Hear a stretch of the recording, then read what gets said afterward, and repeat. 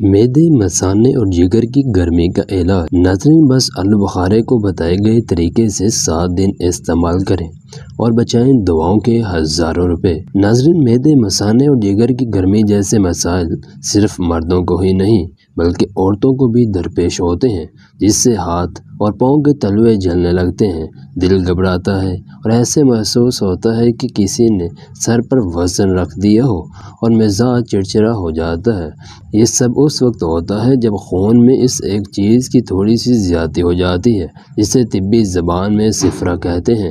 ناظرین، جسم میں صفراوی مادہ خارج کرنے کے لیے قدرت نے آپ کو ایک ایسا تحفہ دیا ہے جو لاکھوں نہیں چند روپوں میں مل جاتا ہے، جس کے بارے میں آج کی اس ویڈیو میں ہم آپ کو بتائیں گے۔ ناظرین، معدے، مثانے اور جگر کی گرمی کا علاج، اس کے لیے آپ کو آلو بخارے اور املی لینی ہے، پر اس کو استعمال کیسے کرنا ہے وہ بھی جان لیں۔ ناظرین، آپ نے آلو بخارے کے 7 دانے اور املی کے 5 دانے لینے ہیں اور پھر اگر ہو سکے تو مٹی کے برتن میں یا پھر شیشے کے گلاس میں ڈال کر پانی ملا کر رات کو بھگو دیں۔ کچی مٹی کے برتن سے اثر 10 گنا زیادہ بڑھ جاتا ہے، اس لیے کوشش کریں کہ مٹی کا برتن ملے۔ اس کو کسی دھات کے برتن میں نہیں بھگونا کیونکہ بجائے فائدے کے نقصان ہوگا۔